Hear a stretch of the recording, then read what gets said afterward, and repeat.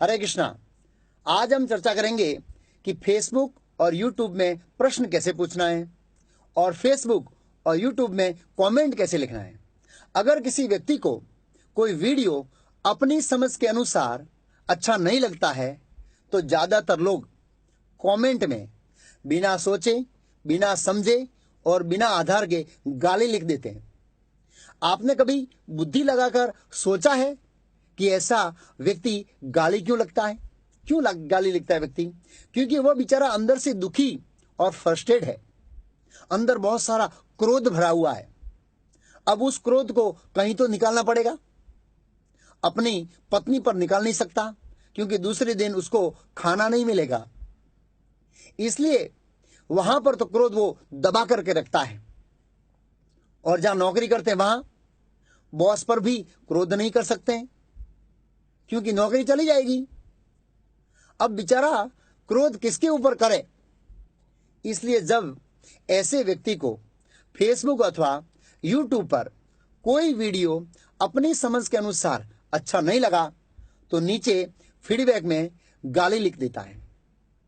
लेकिन ऐसी गाली लिखने से किसी को कोई लाभ नहीं होगा, सामने वाले को कोई फर्क नहीं पड़ेगा।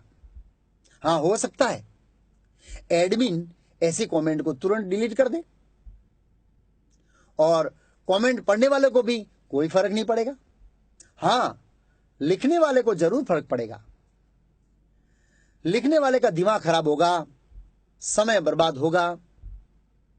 हाँ, ऐसी गाली लिखने वालों को एक और फायदा हो सकता है कि ऐसी कमेंट लिखने से उसका क्रोध कम हो जाएगा, क्योंकि अगर वो अपना क्रोध और कहीं नहीं निकाल सकता तो बात अलग है। अर्थात व्यक्ति अपने क्रोध को कम करने के लिए ऐसा लिखते हैं या ऐसा करते हैं तो बात अलग है। लेकिन जिसके बारे में आप लिख रहे हैं उस पर आपके लिखने का कोई प्रभाव नहीं पड़ेगा, क्योंकि वह आपकी कमेंट को क्या करेगा? डिलीट कर देगा। आप अपना मूल्यवान समय क्यों बर्बाद करते हैं? और ऐसी गाली लिखकर व्यक्ति अपनी मूर्खता का प्रदर्शन करता है, अपने आप को मूर्ख साबित करता है। अगर आपको लगता है कि कोई वीडियो ठीक नहीं है तो आप आधारभूत प्रश्न पूछिए। ज्यादातर लोग बिना प्रमाण, बिना आधार के प्रश्न पूछते हैं जिसका कोई अर्थ नहीं है। यह वीडियो देखकर बहुत लोगों को गुस्सा आएगा और बहुत लोग फीडबैक में गाली लिखेंगे। लेकिन मैंने एडमिन को कह दिया है कि अगर कोई उल्टा सीधा कमेंट लिखता है तो उसकी कमेंट तुरंत डिलीट कर देना, क्योंकि फालतू की बहस करने से कोई फायदा नहीं है।